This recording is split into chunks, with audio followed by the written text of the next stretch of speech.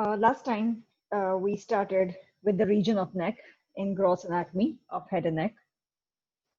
We completed the topic of skin, in which we went through the cleavage lines as well as cutaneous innervation of the neck. Today we shall be covering superficial fascia.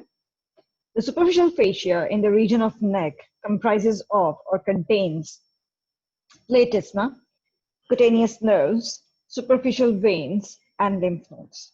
So these are considered to be the contents of superficial fascia in the region of neck. Platysma is a superficial muscle that takes origin from the fascia that covers the upper part of the pectoralis major muscle of the chest or pectoral region and deltoid. For insertion, the fibers of the platysma on both sides of the neck, that is right and left, both sides of the midline in the neck on right and left sides, they move upwards to get inserted primarily into the lower margin or the base of the mandible, as well as along into they blend or fuse with the muscles of facial expression, especially around the angle of mouth. The few anterior fibers of the deltoid in the upper part towards their insertion may cross the midline and fuse with the anterior fibers of the platysma of opposite side. The posterior fibers, they blend with the muscles of facial expression. In the lower part of the neck, you can see that the two muscles, platysma of the right and left, are separated in the midline, but they converge towards each other in the upper part of their course, just under the chin.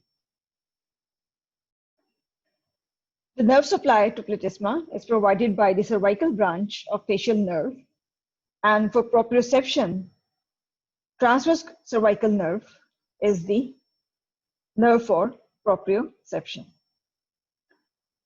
Platysma assists in facial expression. Also, due to its fusion with the muscles on the face around the angle of mouth, it also assists in opening the mouth. Next content, very important content, in fact, in the superficial fascia after platysma and deep to platysma is the superficial veins. The superficial veins include the anterior jugular vein and the external jugular vein. Anterior jugular vein, as you can see in this diagram on the right side of the slide, is formed by the union of various small veins on either side of the midline just under the chin. After its formation, the anterior jugular vein begins beneath the chin, runs downward beneath the platysma, and on reaching the region of suprasternal notch, pierces the deep fascia and comes to lie in the suprasternal space. In this region, the two anterior jugular veins are connected with each other with the help of a communicating vein or anastomotic vein, which is called jugular arch.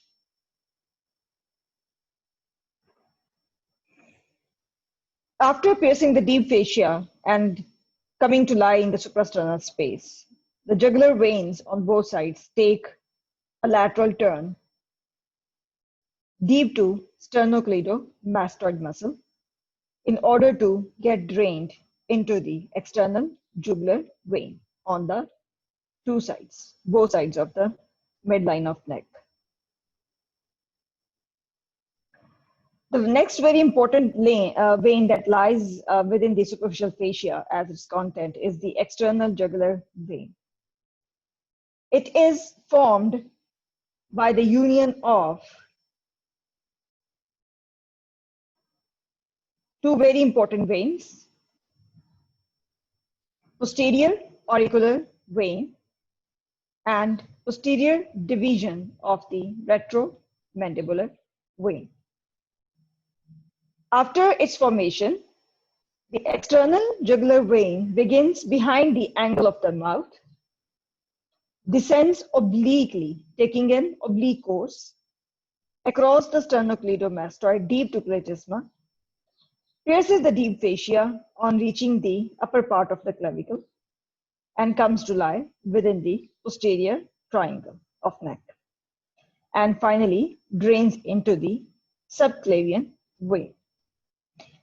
The tributaries of the external jugular vein include the posterior auricular vein, the retromandibular vein, its posterior division, the posterior external jugular vein, that is a very small vein which drains the posterior part of scalp and neck.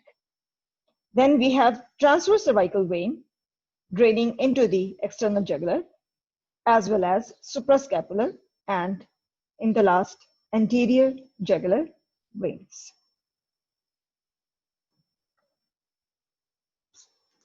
So this was all about the superficial fascia of the neck and its contents.